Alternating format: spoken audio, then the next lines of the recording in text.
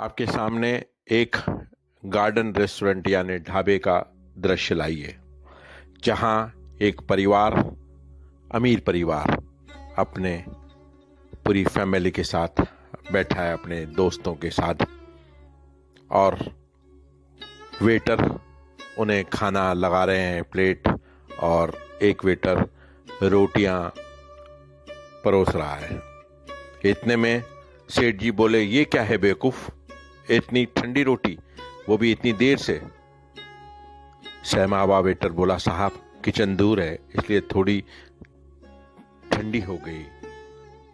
जुबान लड़ाता है ऊपर से, जा तेरे मालिक को भेज, उसको बताते हैं होटल चलाना क्या होता है। सहमा वेटर बोला, साहब गरम ले आता हूं अभी भाग भाग कर, चिंता मत करें। नहीं नहीं, जा, अब तेरे मालिक को हम ठीक करेंगे, जानता नहीं वो हमको, जा बुला ला। और उन्होंने हाथों से उसको गेट आउट वाला इशारा किया और वो वेटर वहां से चला गया। सारा रोब साहब ने उस मजलूम वेटर पर निकाल दिया। तो अब आप सीन को बदलिए, दूसरे सीन पे चलिए। एक कार है, उसमें साहब पीछे बैठे हैं और ड्राइवर गाड़ी चला रहा है। अचानक कार किसी गड्ढे में पहिया उसका चले जाता है और साहब चिल्लाते हैं, उल्लू है क्या, गड्ढा नहीं दिख रहा तुझे, गाड़ी चलाना नहीं आती, ढोर है कहीं का। सेठ साहब ने इतनी जोर से बोला कि ड्राइवर सहम गया। वो बोला, साहब पूरी सड़क पर पानी भरा है, रोड पर कुछ दिख नहीं रहा है, इसीलिए पता नहीं चला, गड्ढा आ गया। तो फिर धीरे कर देता, अंधा है तय, और ऊपर से जवाब देता है, सफाई देता है, अपनी गलती करता है।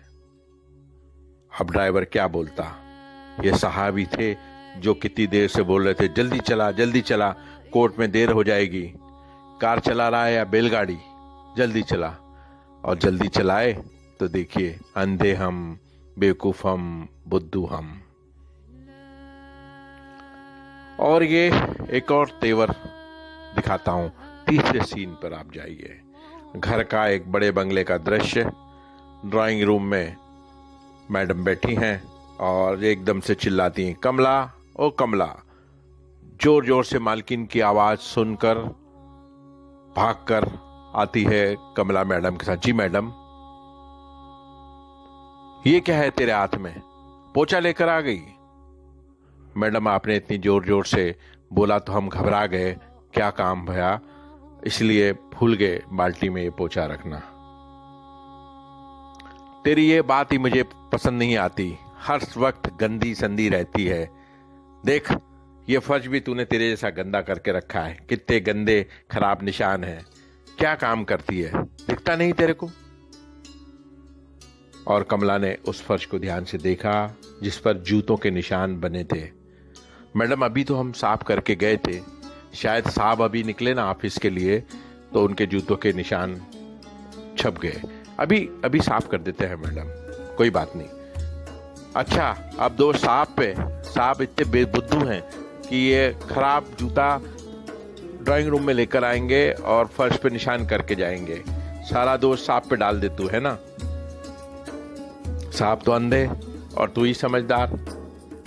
और कमला बेचारी क्या करती, बस वो चुपचाप फर्श को साफ करती जा रही थी और साहब की, मैडम की गलती की गालियां खुद सुनती जा रही थी। ये तीन दृश्य हैं जो किसी पैसे वाले, सेठ, सेठानी, मैडम, साहब के तेवर के हैं। वो तेवर दिखा रहे हैं उन कर्मचारियों पर जो उनकी दिन रात सेवा करते हैं, जिनकी घर के हालात तंग हैं, मुफीद, परेशान, पर फिर भी वो बराबर टाइम पर ड्यूटी करते हैं, इनकी सेवा करते हैं, तीमारदारी करते हैं, पर दिन भर ये ताने, ये गालियां, ये अपमान के घुट वो सहते हैं। क्यों सहते हैं ये वो?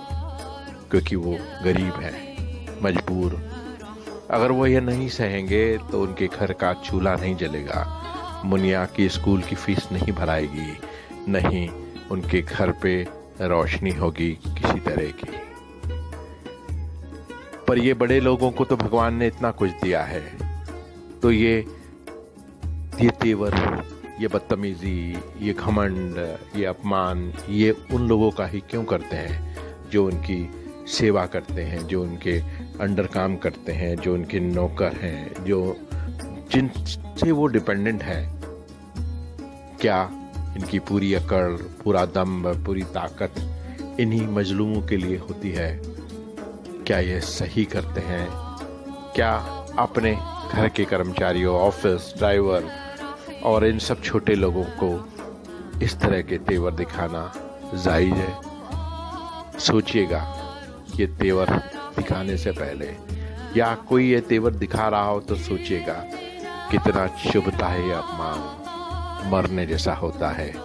पर क्या करे, भगवान ने पहले ही गरीबी देकर मार तो दिया है, और ऊपर से रोज मरना, इस तरह अपमान के घुट पीना कैसा लगता होगा। सोचिएगा ये दृश्य अपनी आंखों से ओझल होने के पहले, सोचिएगा।